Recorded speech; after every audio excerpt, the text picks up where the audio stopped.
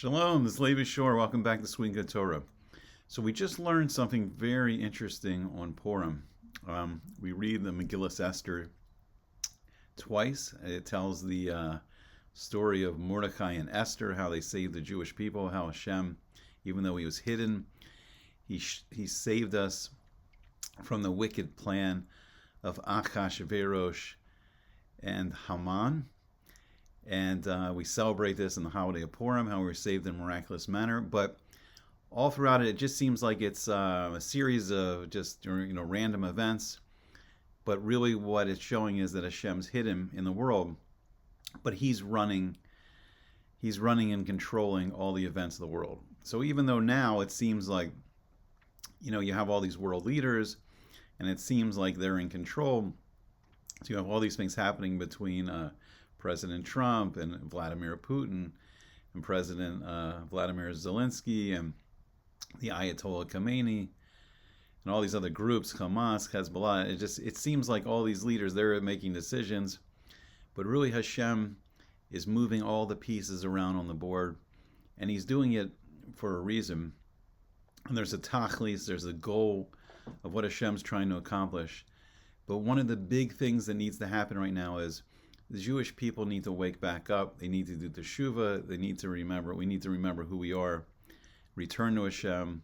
Reawaken to learning the Torah and following the mitzvos. And we're kind of like stuck in this exile and this gullus, which we've been in a long time. So it's very fascinating. We see a war mentioned in the Gemara and a lot of the Masechtas, and we see it mentioned in the Zohar, that there's going to be these three great wars between Edom and Yishmael, between the Western Christian world and the Arab world, the Islamic world. And then it mentions it's, if you want to look it up, it's in Masechta Avodah Zarah, it's in Masechta Yuma, it's in Masechta Sanhedrin, and it talks about there's this debate going on in the Gemara, who before Moshiach comes, there's going to be this great war between Edom and Paras, and it seems that the Gemara seems to indicate that Edom will win this war, and Paras will lose, and then Edom will rule the world for 9 months, and that's what's called the birth pangs of Moshiach. So, why does there have to be this war? Why did Chazal say there's going to be this war? This war is necessary before Moshiach comes. And and why do they determine that Edom is going to win? So we're gonna see something very interesting. So in the Purim story, there's two factors. There's Achashverosh, who's the king of the Persian Empire. They're very powerful. They control 127 countries, and he, even though it's Haman's plan, the role of Achashverosh is he orders this decree that all the Jewish people should be killed. I believe it was on the 13th of Adar. And so who's the modern day Achashverosh? Who's the modern day Persian Empire? That's easy to see. It's Iran. So it'd be the Ayatollah Khamenei. And what are they trying to do? What are they trying to do? They're trying to physically destroy all the Jewish people, right? It began on October the 7th.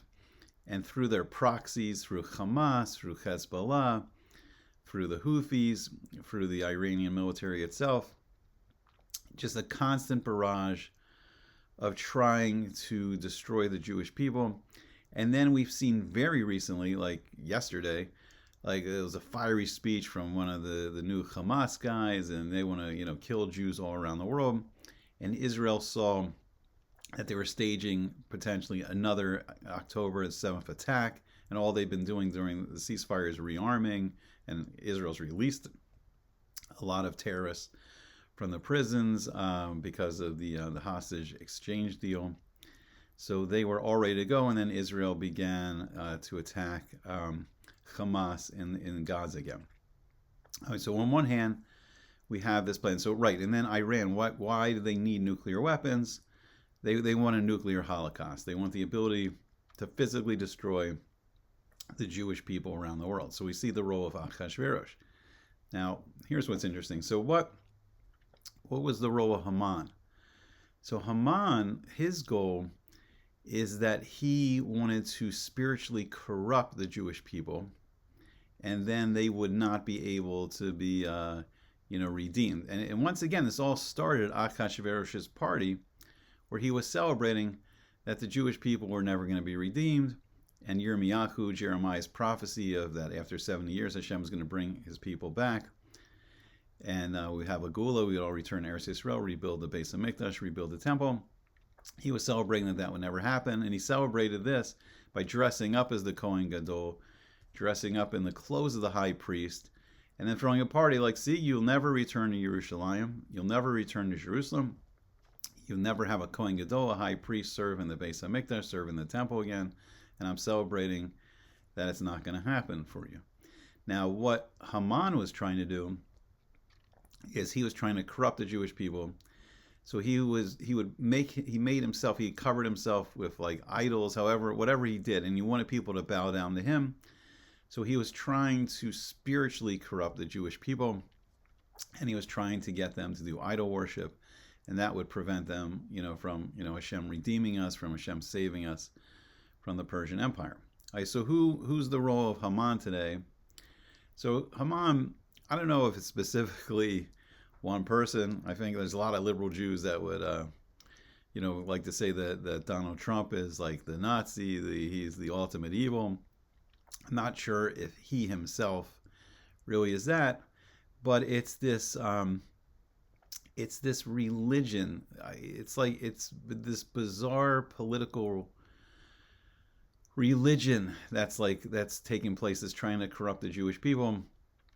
And it's just developed like in this religion of like atheism, where they want to try to convince people that Hashem doesn't exist, that Hashem's not running the world, and they're just corrupting every fabric of society, where ripping apart marriage. No longer is marriage a holy thing between a man and a woman. They want to confuse the world. 2 men can be married, 2 women can be married. A man could marry an animal. Just the total confusion over the holiness of marriage and the purpose of marriage, to bring children in the world, to bring life into the world. Just every kind of idol worship of the past is like brought back up to the surface.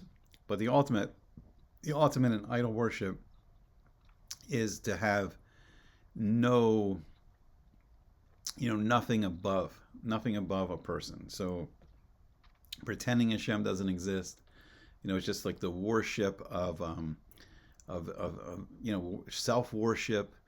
And then there's this, so that's turned into this, it's a worship of beauty, a worship of wealth, a worship of any kind of talent, athletic or artistic, and just a human worship, and just trying to, just corrupt, the Jewish people. And unfortunately, a lot of Jewish people right now have kind of like been brainwashed by this strange new religion, this religion of atheism.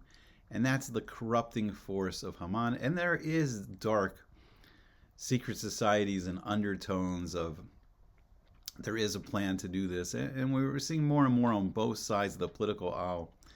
In America, left or right, we see people making Nazi salutes, and it's coming from both sides. You can check the photos, the videos. Unfortunately, it's coming from both sides.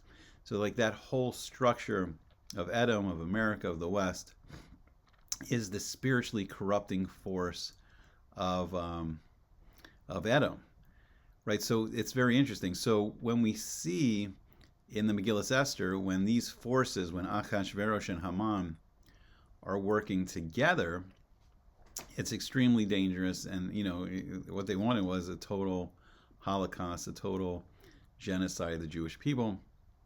And we saw somewhat of a success, unfortunately, during World War II, where the Nazis, Yamak Shemo, the descendants of Amalek, the descendants, the same nation as Haman, right? We saw what their plan was. So we see, in some ways, there's people that want to bring together these two forces. There's like, if you see the anti-Semites in America, a great example of this is Tucker Carlson, and he's very much like a Charles Lindbergh. What he did in the past, like Charles Lindbergh, Henry Ford during World War II, they didn't want America to fight the Nazis. So you'll see this isolationism, but it's like they don't want the forces of Edom to destroy the forces of Paras. They want to work together. We see all these peace deals, but it's been quite evident that Iran's goal is nuclear weapons, and who are they going to direct those nuclear weapons at? Nuclear holocaust, to Eretz Yisrael, to Israel. So what's Hashem doing? So it's interesting. So it seems like the plan, and we've had a Masorah probably to understand this, is that what Hashem will do before Moshiach comes is Hashem will not let these two forces work together, but Hashem will keep putting them at keep attacking each other until eventually there will be this war between Edom and Paras. And it seems like we are very close between a war between the USA and Iran. No matter what the political voices are calling out for on both sides, it's becoming to be more and more inevitable that this is going to happen, and it seems like it's going to happen soon. And then what's the one factor? What's the one who is missing? Who's missing from the Purim story right now? And the missing factor is that we need a tzaddik like Mordechai HaYehudi, Isha Yehudi, Mordechai the Jew, Mordechai the tzaddik. We need a righteous person that can lead the Jewish people and bring us back to Hashem and His Torah, teach us the Torah, teach us how to be righteous, teach us how to withstand these forces of immorality. So it's interesting. So according to the Gemara, so Edom's going to win, and then they'll rule the world for 9 months, and that will be the ultimate test. That will be the birth pangs. And so it won't be we won't be faced with the physical destruction, but we'll be faced with the moral corruption, and it's just all over. It's just everywhere you go. There's just pictures of movies, everything of just immorality, violence, bloodshed, avodah zarah, all kinds of strange worship, occultic worships, atheists, just atheism, just everything coming at us, trying to distract us from the holiness of the Torah and the mitzvos and doing what we're supposed to do. So the missing factor of Mordechai and Esther will be the emergence of Mashiach ben Yosef and probably his wife working together instead of separated this time as they were in the Purim story where Esther was married to Mordechai and Esther was separated from Mordechai, taken by Achashverosh, and then they could save the Jewish people that way. I think it will be the opposite this time. It'll be Mashiach working with his wife, Mashiach ben Yosef working with his wife to begin the war against Edom, the war against the immorality of the West. So we're seeing all the pieces are starting to come together. All these random events are slowly starting to paint a picture of a new Megillat Esther, a new Purim story. And B'ezrat Hashem, what we can do is the Gemara gives advice in these times. We can only rely upon Hashem. We can't really rely upon politicians from either party. We have to unite. The Jewish people have to come back together.